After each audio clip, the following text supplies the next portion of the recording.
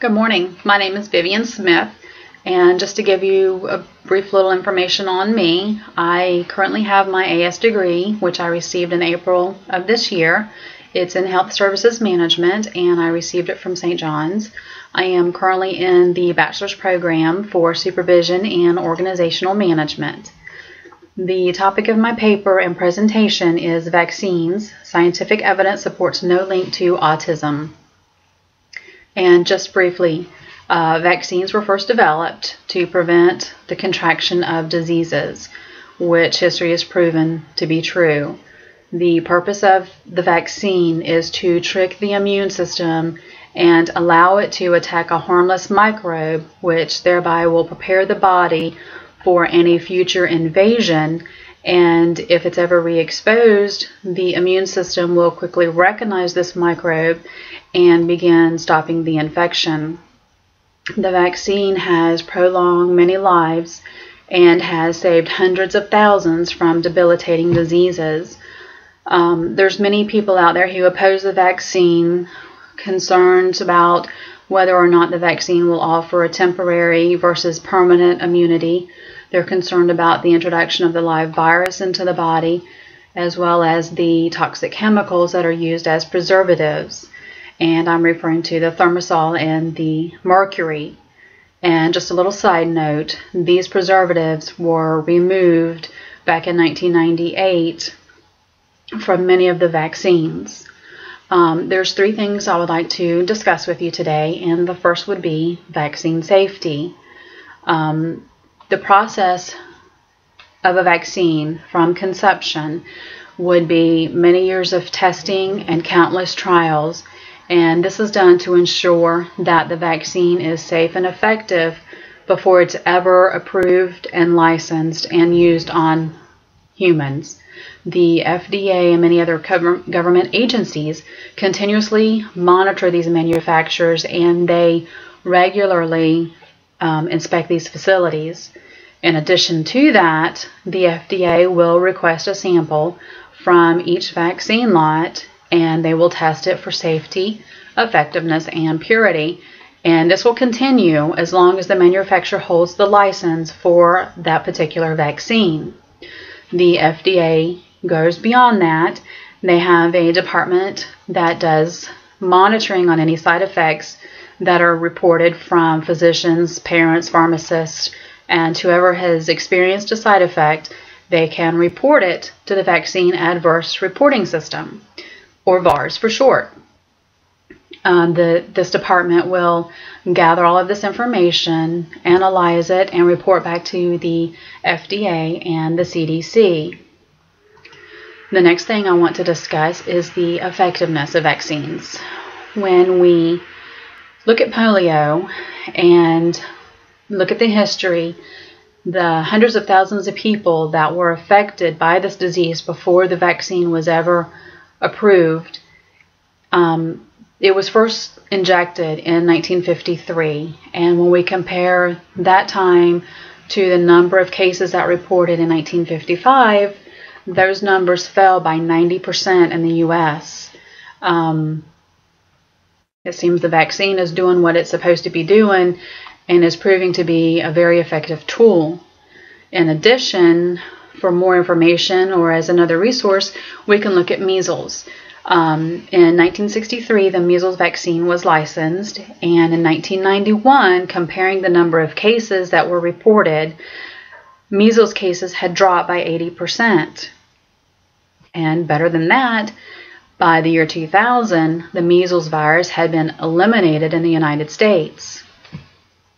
That's a good thing. Dr. Wakefield published a study he had done in 1998 in The Lancet, which made everyone question the safety of the MMR vaccine and whether or not it was contributing to autism. Unfortunately, by 2008, measles had made a comeback. An outbreak was reported, and there were 130 new cases, all because of one report.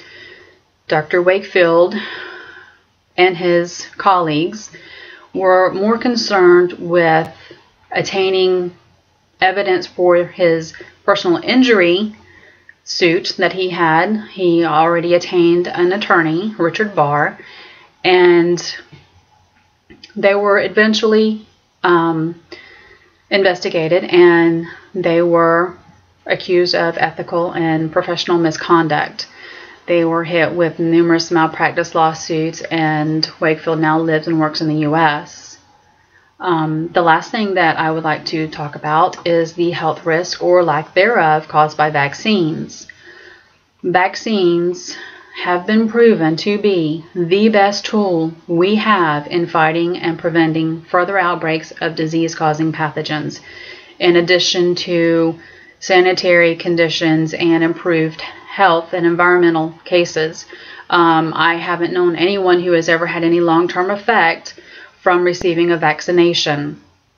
When children are taken to their pediatrician, the parents are always cautioned and counseled on any side effects that may be experienced by their child.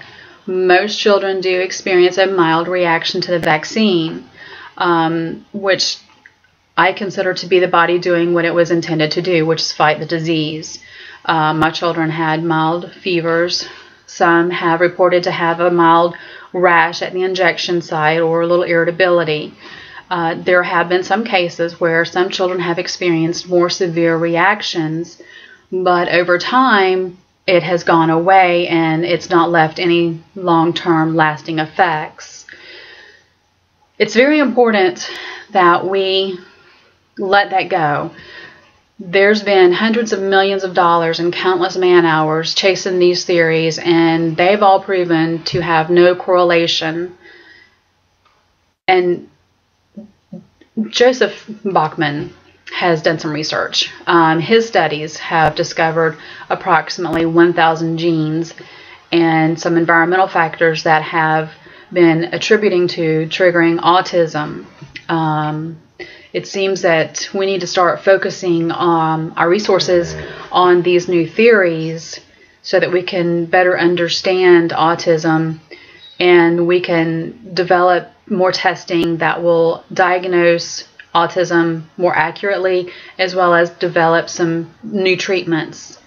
There's one more thing, and I would like to encourage everyone to encourage others to protect your loved ones and request that everyone get vaccines as recommended by the CDC. The CDC, the American Academy of Pediatrics, the FDA, they're not going to require or recommend a procedure that is going to be harmful. That just is not smart. Don't always take someone at their word, even a doctor, researcher, scientist. Do more research. Look into it. Look at the peer-reviewed journals. What kind of studies were done? Who was used? What all is being considered in the study? The information has tons of resources available.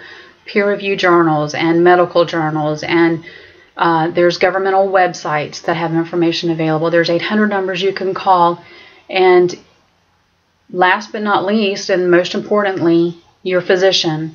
Your doctor is going to have the most accurate, recent studies and information available to him or her, and they are more than willing to sit down and discuss it with you.